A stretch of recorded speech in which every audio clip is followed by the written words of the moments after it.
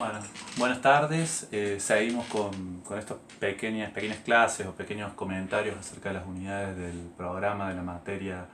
Sociedades Antiguas. Y ahora tocaría hacer una micro explicación de lo que tienen para leer en la unidad número 2. Para eso, que tiene que ver digamos, con lo que es el fenómeno de la revolución neolítica en Oriente Próximo, que básicamente refiere a los comienzos digamos, de la producción de alimentos, la sedentarización, es decir,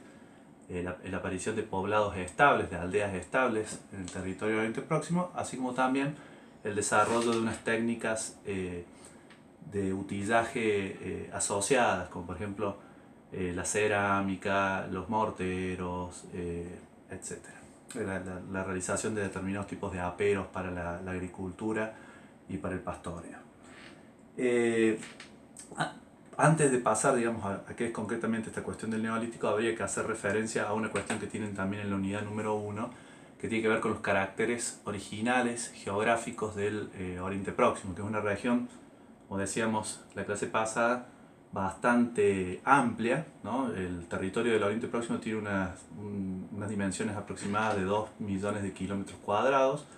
Si lo comparan con la República Argentina, Argentina tiene 2.700.000 kilómetros, pero si sumamos también los territorios de Irán, de Afganistán y del Indo, que estaban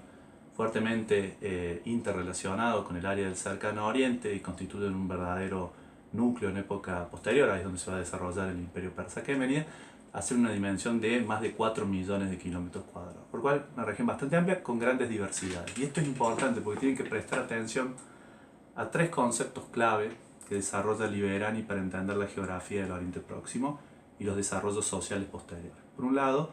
el concepto de punto nodal, luego el concepto de nicho ecológico y en tercer lugar el de frontera. Quedémonos nomás con los dos primeros de los conceptos, que quiero que los lean atentamente para entender qué implica y por qué se da la revolución neolítica en esa área del mundo. El punto nodal constituye una soldadura, una unión entre dos espacios geográficos a través del cual circulan personas, ideas, objetos. Mientras que el concepto de nicho ecológico refiere a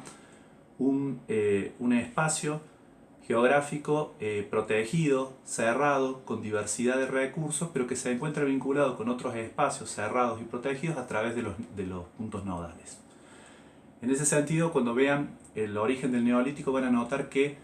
no surge en la zona más rica desde el punto de vista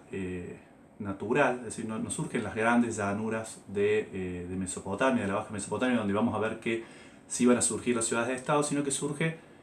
los primeros sitios neolíticos aparecen en el borde exterior de la medialuna de las tierras fértiles. Ya les voy a adjuntar un mapa con algunas ubicaciones, pero básicamente son las regiones de Siria,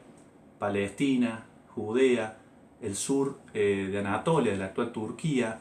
el norte de Irak y la zona occidental del actual Irán, la zona del Kurdistán y del Luristán. Allí comienzan hay una serie de etapas que también tienen que prestar atención, es un proceso largo. La revolución neolítica más o menos podría ubicarse desde el 10.000 antes del presente hasta el 4.000, 4.500 antes del presente, o sea que es un proceso de varios milenios, y dentro de ese gran proceso que lleva varios milenios se van dando una serie de cambios y modificaciones en los modos de habitar el espacio, en los modos de producir el espacio y en los modos de reproducir a las sociedades. El resultado es que las sociedades humanas del Oriente Próximo se van a asentar en aldeas que hacia el final del periodo neolítico van a tener un tamaño aproximado de entre los 500 y los 1.000 habitantes, pero estas aldeas, pese a que producen su alimento, pese a que son sedentarias y pese a que tienen tecnologías desarrolladas, son sociedades relativamente igualitarias, en las cuales no existen diferencias de clase o de estatus, es decir, no hay individuos que sean más ricos o más pobres que el resto, no hay individuos que tengan mayor poder acumulado e institucionalizado, sino que las relaciones todavía permanecen incrustadas en el plano de las relaciones interfamiliares, ¿no? El gran salto, digamos, va a ser a partir del cuarto milenio antes de Cristo cuando surjan las ciudades. Y el surgimiento de las ciudades, que no va a ser en el borde exterior de la medialuna de las tierras fértiles, sino que va a ser en el sur de Mesopotamia, va a implicar ya otro tipo de relación social, el surgimiento del Estado. El surgimiento del Estado se opone en cierta medida al surgimiento de estas aldeas relativamente igualitarias. De todas maneras, ha habido una serie de investigadores que han intentado, digamos, trasladar al pasado, digamos, el surgimiento de las ciudades, y han hablado, por ejemplo, de Jericó hacia el 6000 a.C., o Satal-Uyuk por la misma época, o Hawass hacia el 4500 a.C., ya les voy a adjuntar un mapa, como ciudades primigenias.